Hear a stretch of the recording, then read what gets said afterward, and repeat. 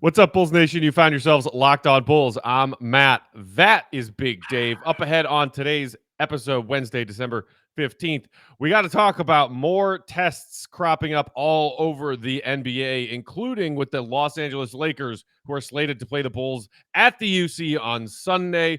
Plus, we also want to share our thoughts from the interview that DeMar DeRozan recently did while he's sitting at home with nothing to do with CJ McCollum and his Pull Up podcast. So we're talking about all those things right now on a fresh Locked on Bulls. Let's go.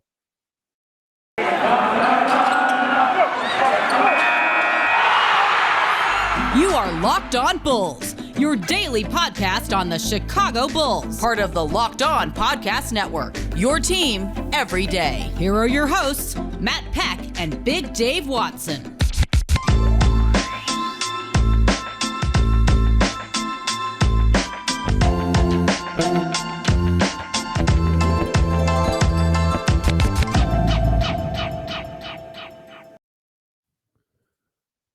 What's up, and welcome into Locked on Bulls, part of the Locked on Podcast Network, your team every day. I'm Matt Peck. You can follow me on Twitter at Bulls_Peck. You can follow my co-host Big Dave at BAWL, BAWL Sports. You can follow us at Locked on Bulls. Hit us up on that text to voicemail line for our mailbag episodes at 331-979-1369. Today's episode of Locked on Bulls is brought to you in part by TrueBill. TrueBill is the new app that saves you money by helping you identify and stop paying for the subscriptions that you don't want or need, and can even negotiate better deals on the ones you want to keep. Big Dave, happy Wednesday, buddy. This is a dark week, not dark as in like gloomy, but just dark as in no shows, aka no games for the Bulls, who are kind of trying to get themselves nursed back to a roster that's actually capable of playing an NBA game.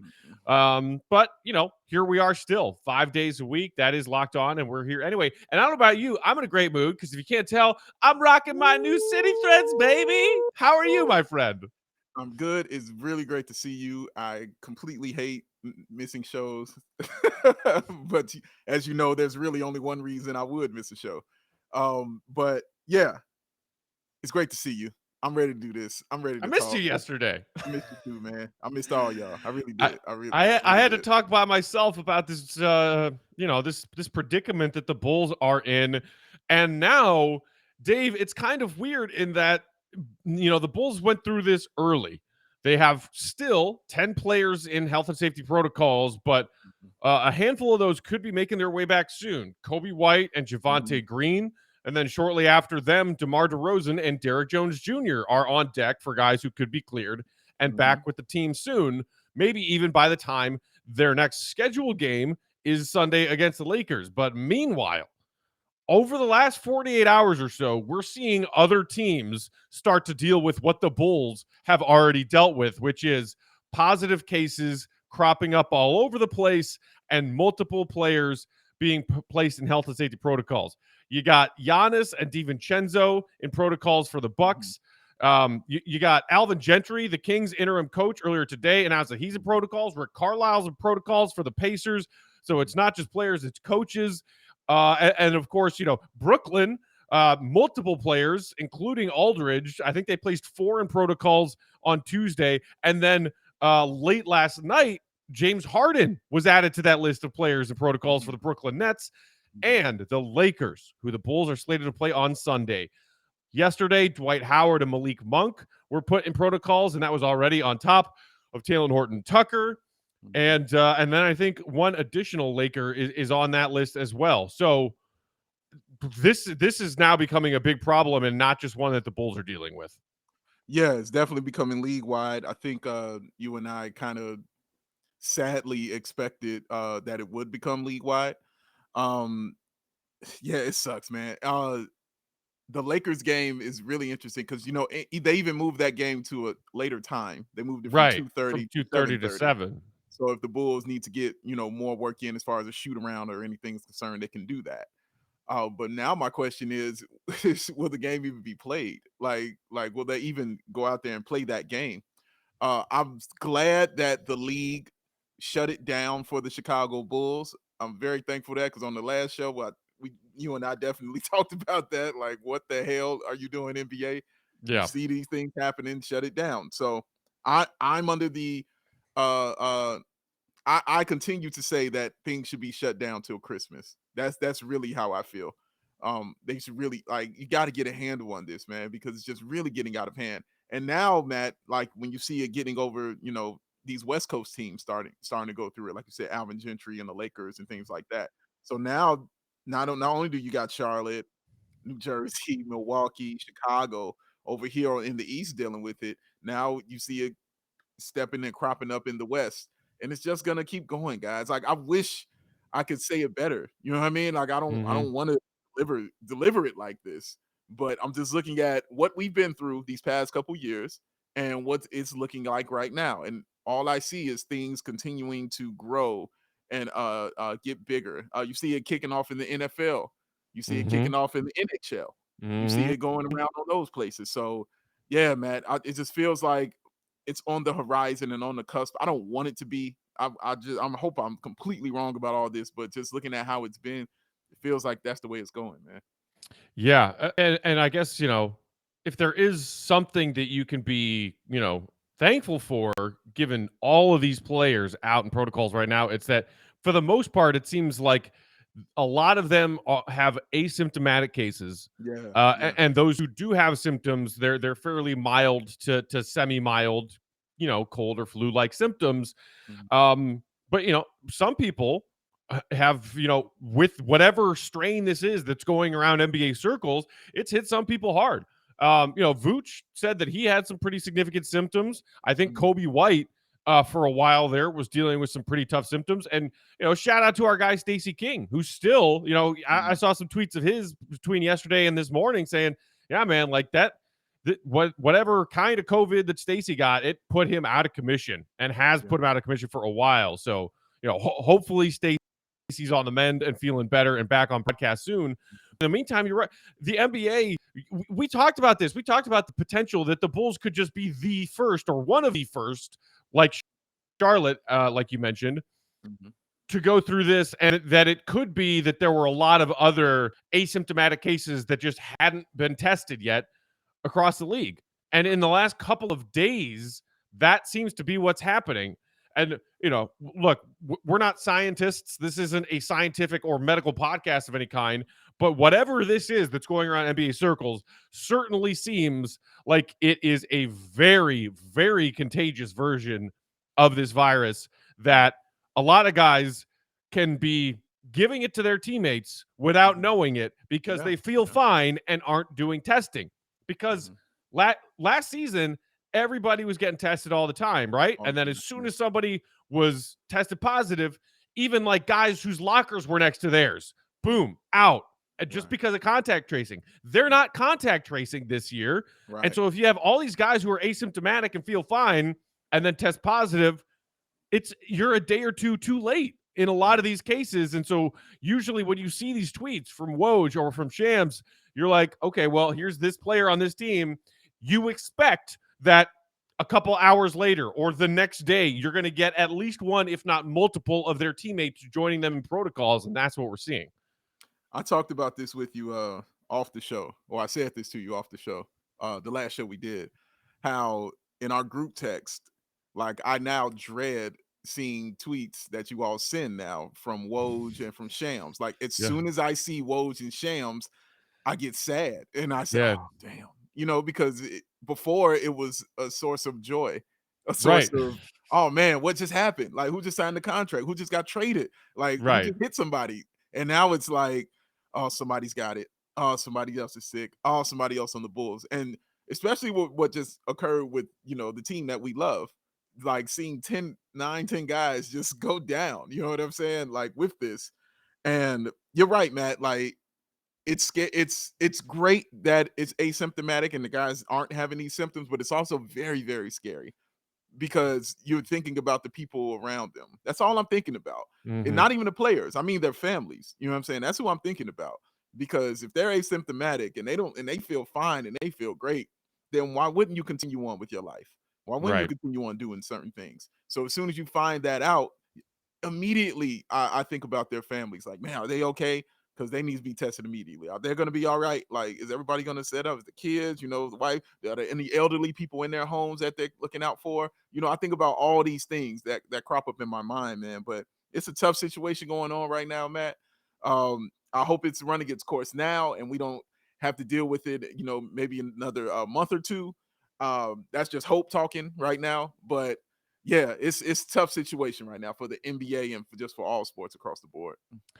And I mean, when you look at this schedule and the back end of December with all of these games, I just look quickly. Tonight's Wednesday night NBA slate, 11 games. 11 games tonight.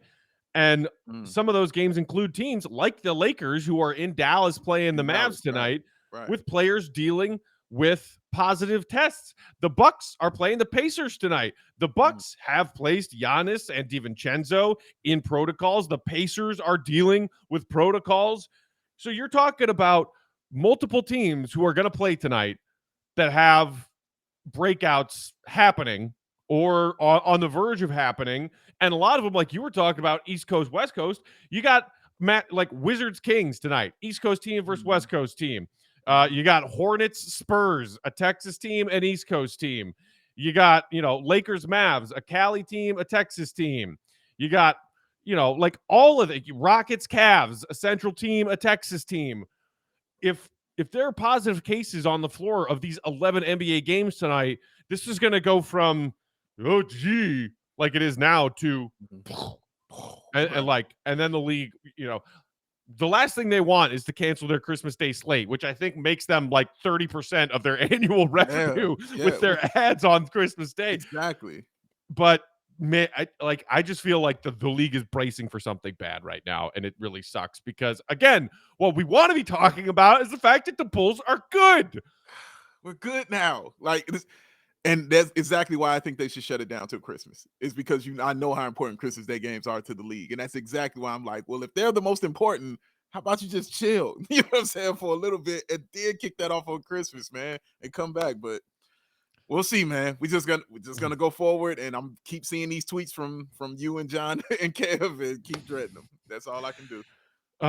Speaking of things that are more fun to talk about than the NBA's health and safety protocols, we mentioned at the top of the show, we want to talk about this interview that DeMar DeRozan did with his pal CJ McCollum. So we will get to that in just a minute.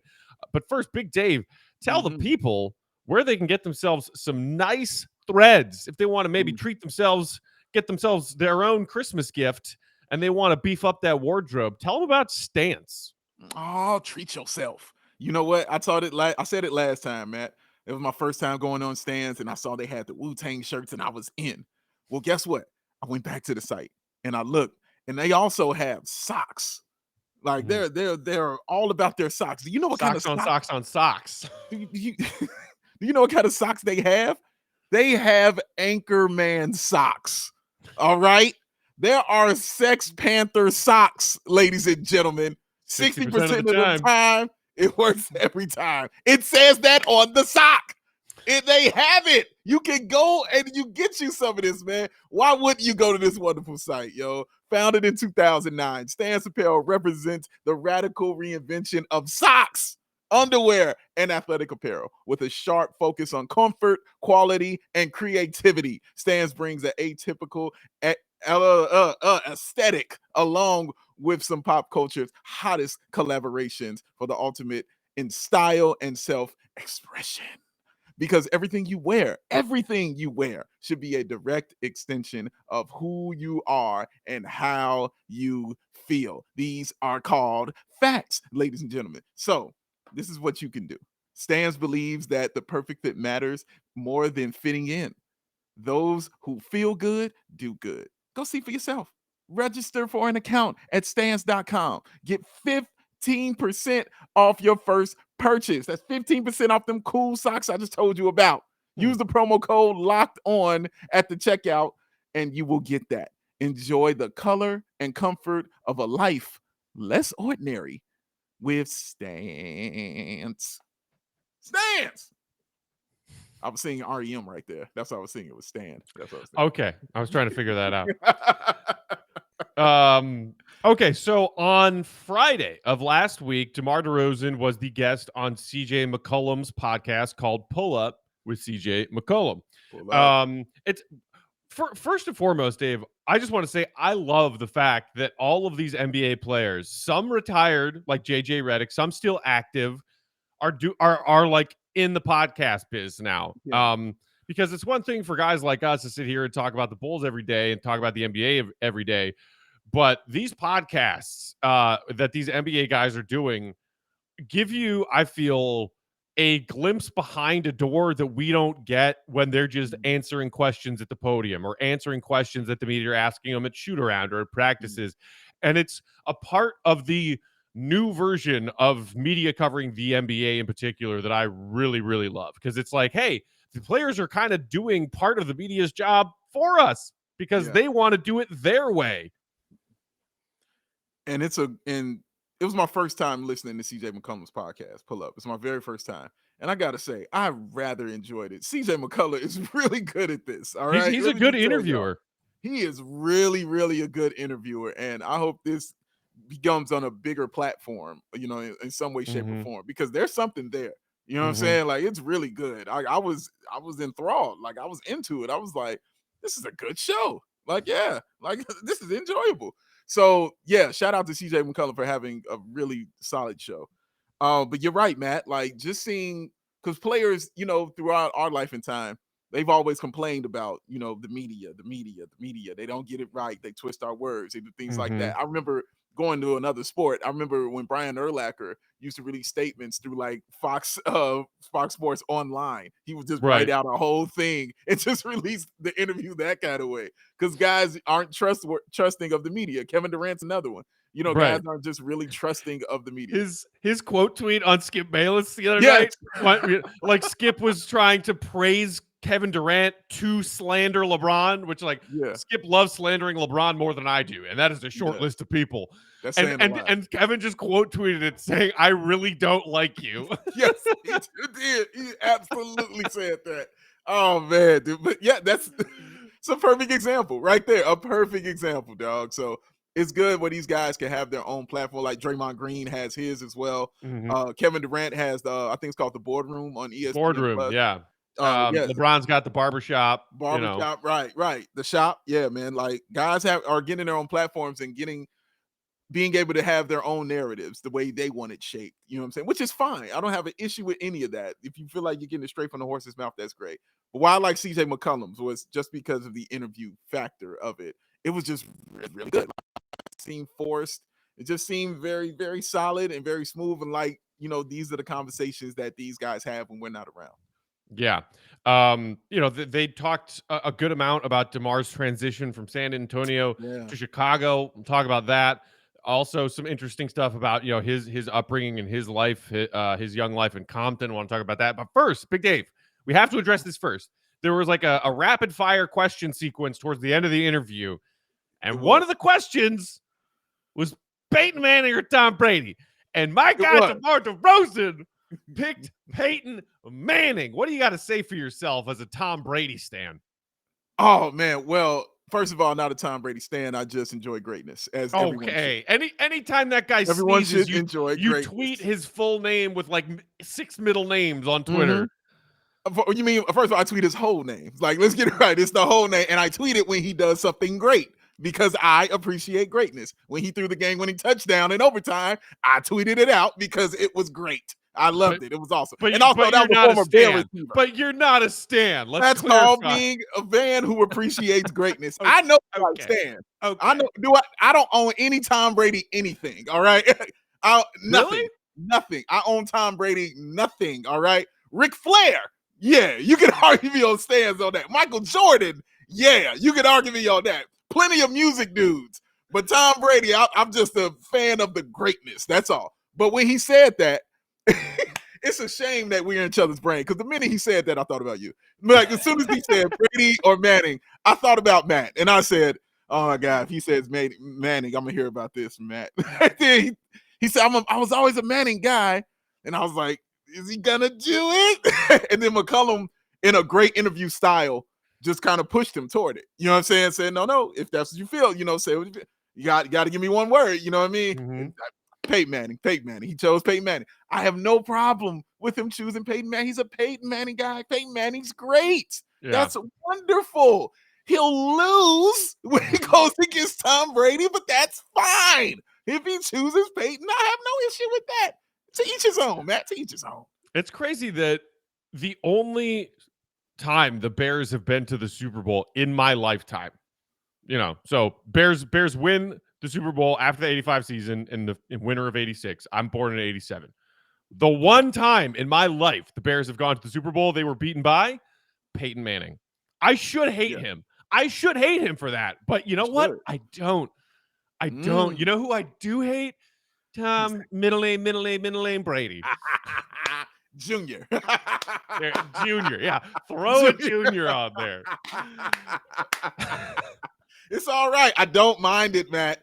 I don't mind it. So when he wins MVP again this year, we'll revisit this again because we know it's gonna happen. Like it's gonna happen. Speaking of that, though, I thought so. Another interesting question that CJ asked DeMar was, if you didn't play basketball, what do you think you'd be doing? Yeah. And DeMar said, I'd play football. But apparently also his mom didn't want him to, and maybe even the way he phrased it, didn't let him play football. Violent sport, didn't want her son to get hurt. But I don't know about you. I didn't know that DeMar was that much I could have played football. What position do you think DeMar would have played? Because I don't think he mentioned that on the interview. Ooh, it would definitely. I would say cornerback. Yeah, corner. Or I feel like he'd be a corner or a safety or something like that. Or he'll be a skill position player, like a slot receiver or something like that. I could see that. But just seeing how his game has, changed and evolved, maybe, I can argue quarterback, you know what I mean, for how he's done it. But also him saying his father played. I didn't know that about his father. I didn't know his father played football either. But I can see why his mom would say no, because who knows what she's seen the father actually dealing with behind the scenes as far as the pain or the tolerance of anything that he was going through. So yeah, I can see why mom is like, hell no. Not gonna happen. Not my child. No. I want to talk about some of the things he said Sure. that Pop taught him when he went to San Antonio that I thought were interesting, because I think it kind of translates to what he's doing. I love how you be in my brain so much. Before we do that, though, want to remind all of you that today's episode is brought to you by BetOnline, which has you covered all season long with more props, odds, and lines than ever before as football season continues to march to the playoffs. I believe we have Chargers Chiefs Thursday night football this week, tomorrow night. We finally get a juicy Thursday night football matchup. Yeah. You think there's maybe going to be some touchdowns scored in that game? Chiefs Chargers. Maybe make some bets. Maybe make some bets and bet online for that Thursday night football game. Or tonight, we've got a doubleheader in the NBA. That's 2 of 11 games that the NBA is playing tonight. So head to BetOnline's new updated desktop or mobile website and sign up today to receive your 50% welcome bonus on that first deposit. Just remember, to get that 50% bonus, use promo code LOCKEDON.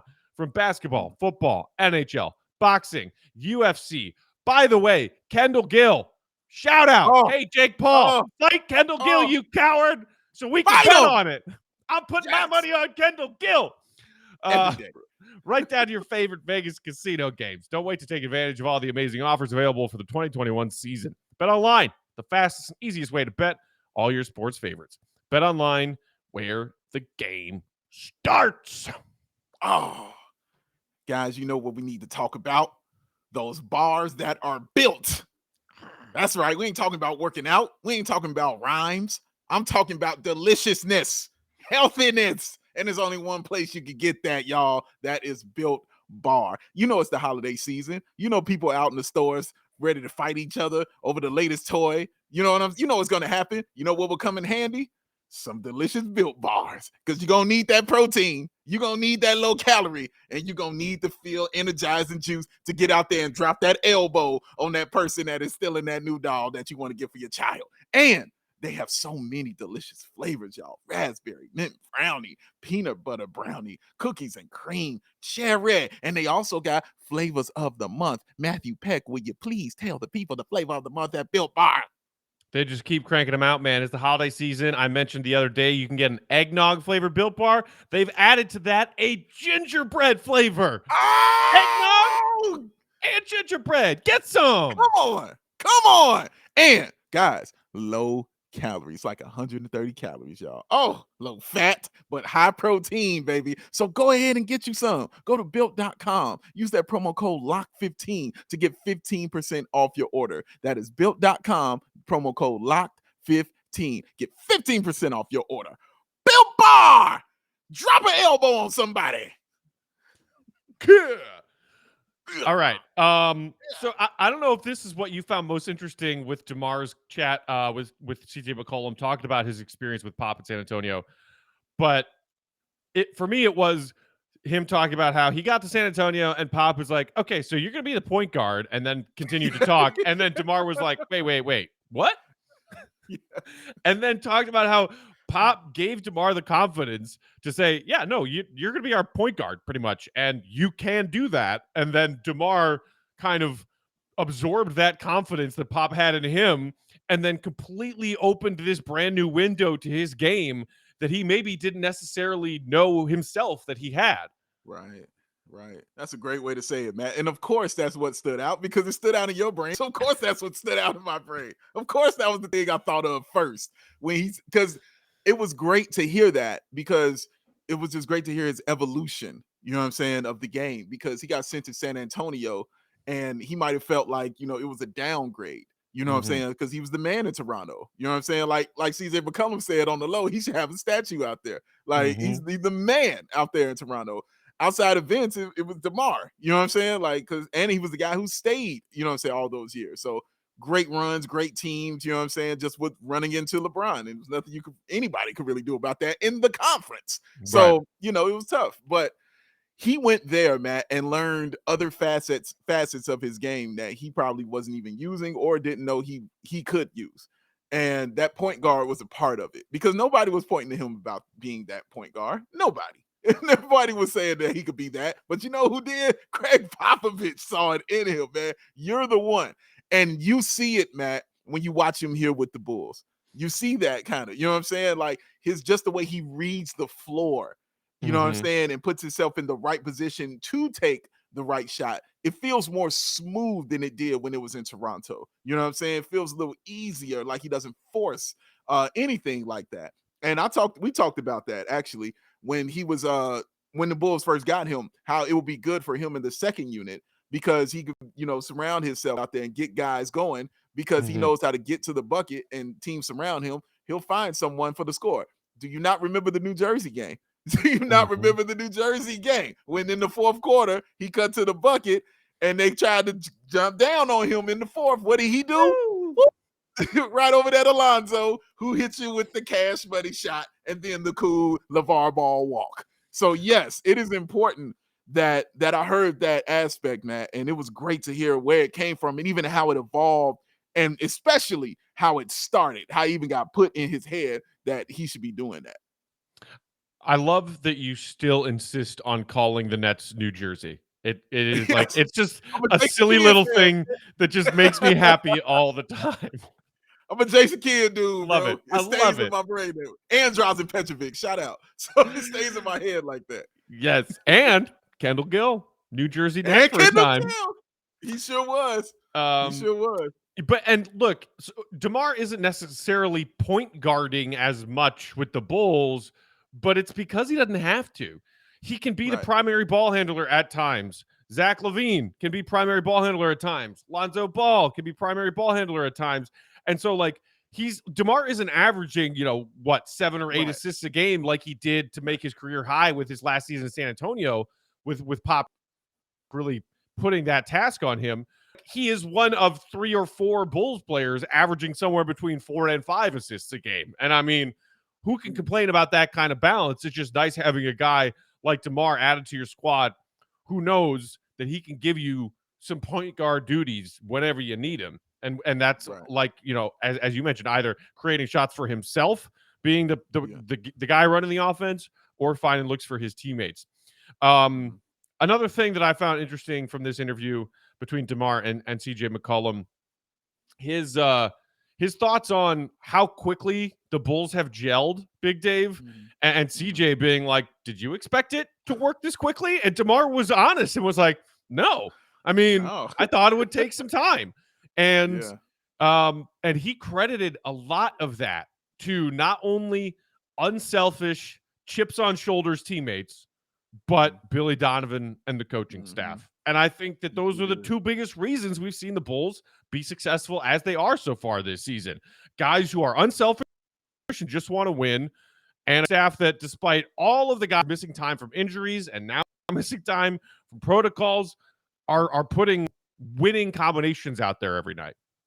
Yeah, and also let's give love to Arturis and Mark Eversley at the same time for getting the right kind of guys in here with that kind of mentality. Because I guarantee you, they looked at all of that before they signed any of these players. They didn't just look at the skill; they looked at the mental as well. So it's credit to them as well. But yeah, Billy Donovan, Matt, and that coaching staff, and Mo Cheeks, and those guys, and Fleming, and guys have been great. You know what I'm saying, for the Chicago Bulls. And that's why, I think it surprised everybody just how quickly it gelled. You know what I'm saying? I think it surprised everyone. Even if you thought the Bulls were going to be up there in the top 3 seeds, I don't think anybody thought coming out the gate, especially going through that gauntlet, I don't think anybody thought that they were going to come out on the positive end of that. People were thinking the end of basketball in Chicago during that gauntlet, man. But it was great to hear him say that. And that's why you like DeMar DeRozan. That's the other thing I took away from this, Matt. The more I hear him talk, the more I just like this dude. Like, just the honesty that he speaks with. Like, it's no putting on airs. It's no fronting for him. Like, it's just, here's the truth. This is what it is, and you guys can deal with it as you may. I love how he talked about his relationship with Zach LaVine, because even CJ McCollum said, when we saw them guys, like, wow, like, you know what I'm saying? Like, these guys, this is a team over here, which I talked about, Matt. The NBA players see this stuff, and they're like, oh, snap, I kind of like that. I might want to do something over there. That's the guy, see that stuff, man. And it was also funny how he was like, Zach LaVine bought some of his wine. I thought that was cool, too. I didn't know Zach was a big wine drinker, man. That was cool to find out as well. But he was like, and I didn't know DeMar didn't drink at all. So those are two things I liked finding out and hearing and things like that. But he was like, yeah, Zach bought a bunch of my wine for me and everything. He looked out. And that was real cool of him to do too. So just hearing how about his time in Chicago, still ain't found the restaurants he wants to go to yet because he's been hooping and things like that. But the fact he understands what kind of city this is already, he's like, it is a sports city. You know what I mean? He didn't just say a team. It's a sports city, and he's absolutely 100% correct. It is sports here, 24/7, 365. That's Chicago, baby. Yeah, I mean, I'm with you in that. As I was listening to this conversation between DeMar and McCollum, the thing I kept thinking was, I just love listening to DeMar DeRozan talk. He could be talking about basketball. He could be talking about his life. He could be talking about his family. He could be talking about funny stories from when, he and Kyle Lowry and their Raptors teammates were joshing around and whatnot. He's just a very interesting guy to listen to. And I think some NBA players, some professional athletes across the board, some of them are just not interesting. They have cookie cutter answers that their PR teams have, drilled into their brain since they were college athletes or whatever. And they kind of just say the same thing over and over again, or they say the same nothing over and over again. And again, it goes back to what we were saying at the top of this part of the conversation of how great it is that these athletes have their own platform now, because I think that DeMar DeRozan, by and large, is very good dealing with the media. Like I was like, man, I miss listening to DeMar post-game interviews at the podium talking about the game, because he's good. He's good, and he answers questions honestly, and he offers a little bit of insight. But there's an even deeper layer of comfort, I think, when the conversation is not media and I'm worried about what they're going to print tomorrow versus this is a colleague. This is somebody on my level. This is another NBA star who I respect, who I know, who I'm comfortable talking with. And then that's when you can get a player who is open, an open book like DeMar, and get even more out of them. It's just a joy to listen to when you get somebody like that who's willing to share and in an environment where they're comfortable sharing. Yeah, that's so beautifully put. Here's the other two things I took out. There were three things. One was I really, really like him. There were two more things I took out of this. The other thing was I had no idea how close he and Tayshaun Prince were. Yes. I had no idea about that at Their all. dads were that friends, really was and he would like shoot Yeah. hoops with Tayshaun Prince in their backyard. Like, that's so crazy. You know what I'm saying? Right. Like, he's just been around that kind of greatness. Like, it feels like his entire life, you know, from his dad, you know, playing those sports, you know what I'm saying, to Tayshaun Prince and just other great ball players being from that area. It just feels like he's been around some really good stock, you know what I'm saying? Even being around Vooch at USC, you know, just wow, you know what I'm saying? That just really tripped me out though. Like, yeah, I would go there and shoot hoops, and Tayshaun would come out sometimes. You know, the time he was at Kentucky, you know, he got what? Like, Yeah. that's so wild to me. The other thing, Matt, that I took from this, that I was like, yes, he is a Simpsons fan. I was like, how awesome that DeMar DeRozan is a Simpsons fan. Because that's why I like this interview so much, is because I wanted to hear from him while he's, you know, in protocol. When people are going through these things, I want to know how they're doing. Are you okay? Can you talk? You know what I'm saying? Is everything all right? And he was like, yeah, man, you know, I've been catching up on Simpsons episodes. Like, I was like, this is, yes. I'm like, that's what we all do. I don't know anybody, and I don't know if and I'm sure they're out there, that person exists, but I have not met anyone who has seen every Simpsons episode. I know people seen a lot of them, but I don't know anybody who's seen them all. And that's a heck of a feat. You know what I'm saying? To say you've seen every one. You see them all to a point. You know what I'm saying? And there's a stopping point, I think, for everyone. They're like, okay, life happened. You know Which for me was like the late 90s, early 2000s. I was like, all right, Simpsons, I'm done with you. All right. You're done. Right. And then, but it's so great because that's why I like it so much. And I miss, this is off subject a little bit, but FX used to have like all the Simpsons episodes. I don't know if they still do it now. Yeah, but they would do those mega marathons. Yeah, but dude, on their app, they used to have a button you could press and it would just play random Simpsons episodes. And it was the best. It was the best, man, because I was like, everything was new. Or sometimes they'll show classic ones. You know, you just hit the random shuffle and you just watch Simpsons episodes. And it was the greatest thing ever, man. I love the Simpsons. But yeah, it was just great to hear that. You know what I'm saying, from him, dude. Like, yeah, I'm into that. That's what I'm into. That's what I grew up with, and that's what I'm still doing. Just, you know, just a normal guy. This is like what everybody would be talking about. Like, how are you spending your quarantine? And like, I'm binge watching this or I'm binge watching that. Right. It's like, oh, that's what NBA players do too when they have to be quarantined. Right. Oh, you're not doing 1,000 push-ups like that? Oh no, I'm just sitting back watching The Simpsons. Like, yeah, trying to get back. Yeah. So you know, this was really great. Like we said, you know, DeMar's gone and done interviews with some of these other NBA players. Like he did a conversation with Draymond earlier this year that was really interesting. Always enjoy when you get a one-on-one player interviewee kind of conversation like this, because you learn a lot. Like you some of the examples that we brought up, you learn a lot about a player who you thought you pretty much knew everything about already, which is really cool. And the fact that it's DeMar DeRozan, Chicago Bulls All-Star, just reminds you again, because again, we haven't seen him on the floor in a while. But hopefully he's back soon. And again, that goes back to the first segment of today's show.